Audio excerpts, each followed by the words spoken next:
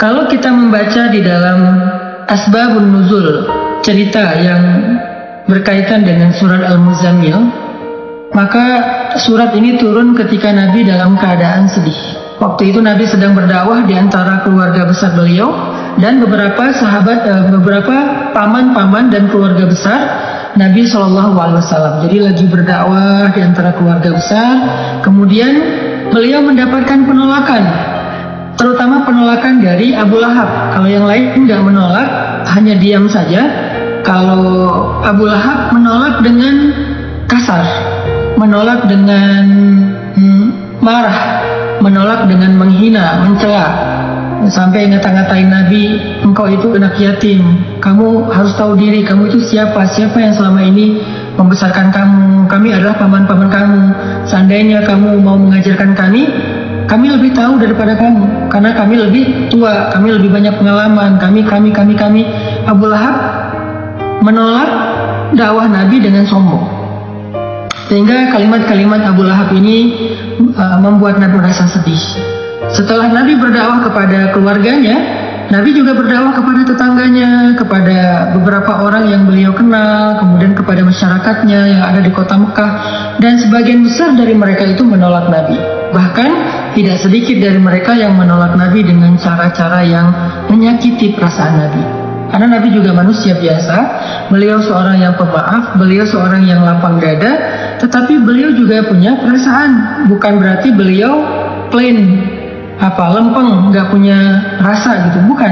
Beliau juga seorang yang sangat halus perasaannya, walaupun sangat pemaaf. Halus perasaannya walaupun sangat lapang dada. Sehingga kalimat-kalimat yang beliau dengar dari pemuka Quraisy yang durhaka itu menyakiti perasaan Nabi, membuat Nabi sedih. Dan yang lebih lagi menyakiti perasaan Nabi itu bukan karena dikata-katain, tetapi karena justru Nabi kasihan sama mereka. Bisa ngebayangin gimana nasib mereka nanti di akhirat jika mereka menolak dakwah Nabi SAW. Sehingga dalam keadaan yang seharian Nabi lelah berdakwah, keliling ke sana kemari ditolak, ketuk pintu rumah nggak dibukain, datang ke sebuah tempat yang kerumunan orang diusir, Nabi diperlakukan seperti orang yang hina, seperti orang gila, semua menjauh dari Nabi. Sehingga Nabi pulang ke rumah di malam hari setelah seharian capek, dalam keadaan berkeringat, dalam keadaan kotor karena dilempari. Nabi pulang ke rumah. Untungnya Nabi memiliki seorang istri yang sangat pengertian, sangat bijak, solehah, yaitu Sayyidah Khadijah. Nabi pulang ke rumah, dibukain pintu rumahnya oleh Sayyidah Khadijah, dan Khadijah paham betul keadaan Nabi, sehingga ketika Nabi sampai di rumah, Khadijah mempersiapkan kebutuhan Nabi, makan malamnya, kemudian Nabi mandi dulu biar segar. Setelah mandi Nabi makan, kemudian setelah itu Nabi bercerita kepada Khadijah, Khadijah hari ini aku keliling tetapi diusir, Khadijah begini, Khadijah begitu. Nabi curhat kepada Khadijah. Khadijah itu tahu betul kalau kesah Nabi dalam perjalanan, dalam perjuangan dakwah yang luar biasa. Khadijah tahu betul perjuangan yang gak mudah, dan Khadijah mencoba untuk menghibur Nabi semampu Khadijah. Jangan sedih wahai kekasih Allah, sesungguhnya Allah gak akan mengecewakan engkau, dan seterusnya. Sambil Nabi istirahat, maka Nabi curhat kepada Khadijah. Lalu setelah semakin larut malam, Nabi pun tidur bersama dengan Khadijah dalam keadaan masih ada rasa yang berat di hati beliau. Kalau Nabi capek secara fisik, maka Nabi bisa istirahat dengan makan, mandi, kemudian tidur. Itu cara istirahat dari lelah fisik. Tetapi ternyata Nabi waktu itu bukan hanya lelah fisiknya, yang lebih berat lagi adalah Nabi lelah batinnya.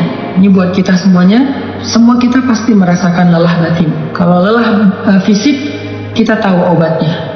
Ketika kita lelah secara fisik, kita bisa istirahat dengan duduk, kita bisa istirahat dengan goler-goler, berbaring, kita bisa istirahat dengan tidur lelap, kita bisa istirahat dengan santai-santai, kita bisa istirahat dengan makan dan minum, ngopi, ngeteh, minum jus, makan buah. Kita bisa istirahat dengan nonton, kita bisa istirahat dengan bercanda dengan anak-anak, dengan keluarga. Itu adalah cara kita melepaskan lelah fisik, merecovery lelah fisik.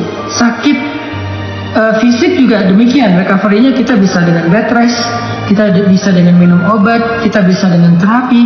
Itu adalah cara kita recovery sakit fisik, lelah fisik. Tapi bagaimana kalau kita sedang lelah batin, sakit batinnya, perasaannya yang sakit, hatinya yang sakit, pikirannya yang sakit, jiwanya yang sakit, dalam tanda petik. Gimana cara kita merecovery semua itu? Gimana cara kita ngobatin batin kita yang sedang terganggu? Gimana cara kita ngobatin hati kita yang terluka? Gimana cara kita ngobatin perasaan kita yang tergores? Ternyata bukan dengan entertain. Cara ngobatin jiwa kita, cara ngobatin hati kita adalah dengan zikrullah, mengingat Allah. Kenapa bisa kayak gitu, Ustaz? Karena jiwa kita itu, roh kita itu asalnya dari langit. Beda sama jasad kita, fisik kita. Jasad atau fisik kita itu asalnya dari bumi. Sehingga ketika dia sakit, maka obat-obatnya ada di bumi. Tapi kalau roh kita, jiwa kita itu ditiupkan oleh Allah asalnya dari langit. Sehingga kalau dia ngerasa sakit, terganggu, maka obatnya ada di langit. Apa obat yang ada di langit? Zikrullah, mengingat Allah. Banyak orang yang salah paham tentang ini. Dia sebetulnya nggak lelah fisik. Kalaupun lelah fisik nggak terlalu lah. Yang lebih lelah itu sebetulnya jiwa dia. Yang lebih lelah itu sebetulnya hati dia. Yang lebih lelah itu sebetulnya pikiran dia. Yang lebih lelah itu sebetulnya perasaan dia. Maka dalam kelelahan seperti itu, dia mencoba untuk merecovery-nya dengan cara jalan-jalan, dengan cara nonton, dengan cara entertain, dengan cara goler-goler, dengan cara tidur lelap dari pagi sampai sore, malam sampai pagi lagi. Dia pikir dengan begitu dia bisa melupakan rasa sakit hatinya. Ternyata setelah dia melakukan itu, lelahnya nggak hilang. Beban di hatinya itu nggak menjadi ringan. Luka di perasaannya itu nggak menjadi sembuh. Kenapa? Karena dia bukan sedang lelah fisik, dia bukan sedang capek secara fisik, dia bukan sedang sakit secara fisik. Dan itulah yang terjadi kepada Nabi SAW. Sehingga ketika Nabi pulang ke rumah, Nabi capek, tapi yang lebih capek lagi perasaan dan hati beliau. Nabi istirahat bersama dengan Khadijah, Khadijah menyiapkan air hangat, Nabi makan bersama dengan Khadijah, Nabi curhat sedikit kepada Khadijah. Setelah itu Nabi tidur. Karena Nabi berharap dengan tidur beliau bisa merecovery lelahnya beliau. Ternyata Allah tahu Nabi bukan hanya butuh tidur. Ya, seseorang butuh tidur untuk recovery lelah fisiknya, tetapi bukan hanya fisiknya yang lelah. Nabi juga merasakan lelah yang luar biasa hatinya.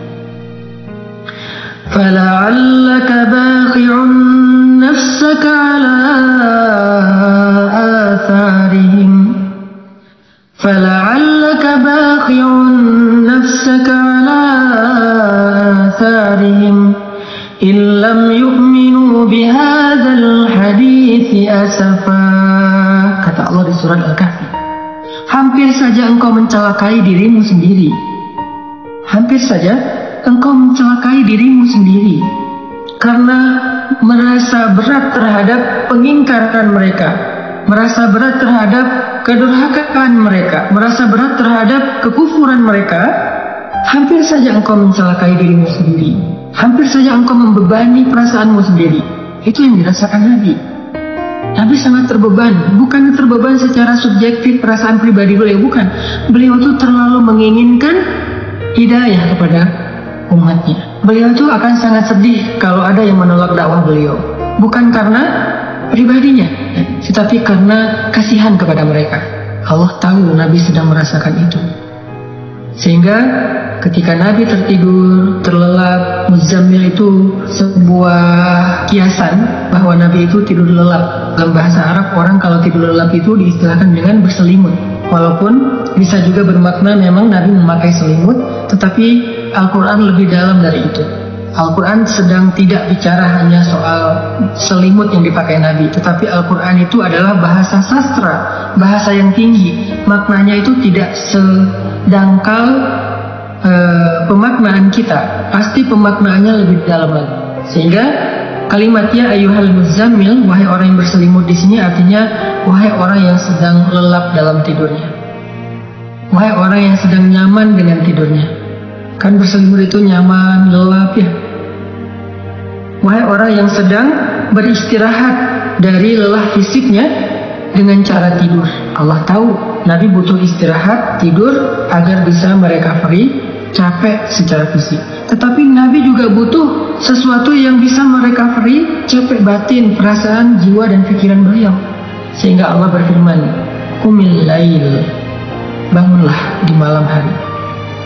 Ternyata fadilah keutamaan pertama dari tahajud itu adalah tahajud obat dari lelahnya jiwa.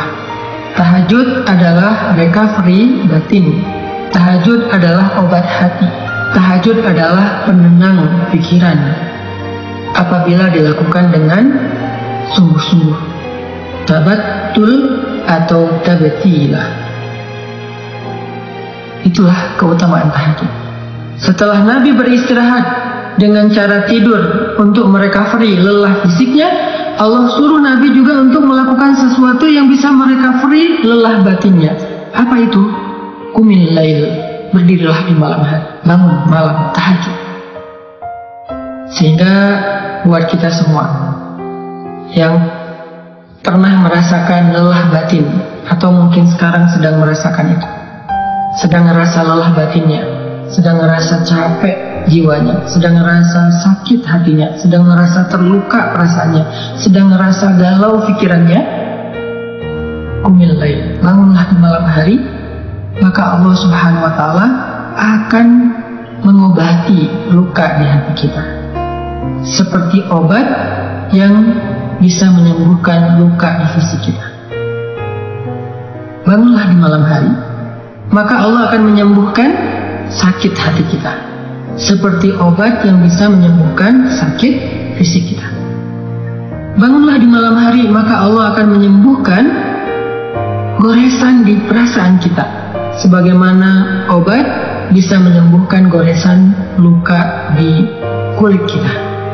Bangunlah di malam hari, maka Allah Subhanahu wa Ta'ala akan menenangkan pikiran kita, sebagaimana ada jenis obat yang bisa menenangkan kita dari rasa sakit.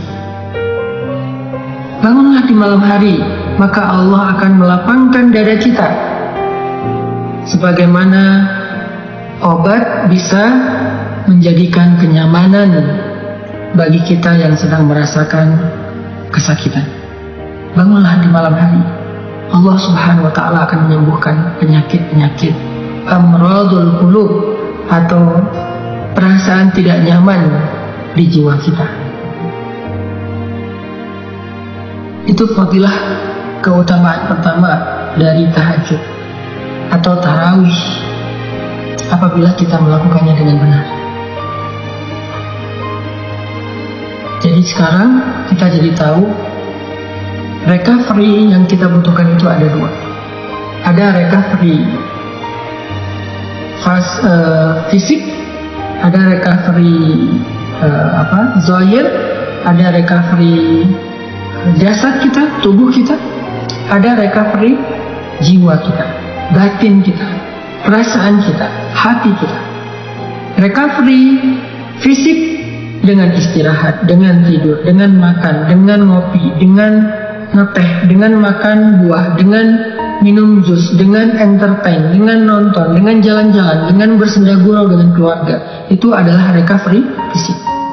Sedangkan recovery batin, jiwa, perasaan dan pikiran kita, hati kita, dengan zikrullah. Dan zikrullah yang paling baik itu di antara sekian banyak zikrullah adalah qiyamul lail, salat malam. Kenapa? Jawabannya ada di ayat ke-6, inna nasyi'atal lail asyaddu wat'an wa aqwamu qila. Karena malam hari itu lebih menenangkan buat kita dan lebih mudah untuk khusyuk. Itu fadilah pertama dari tahajud atau qiyamul lail atau salat tarawih.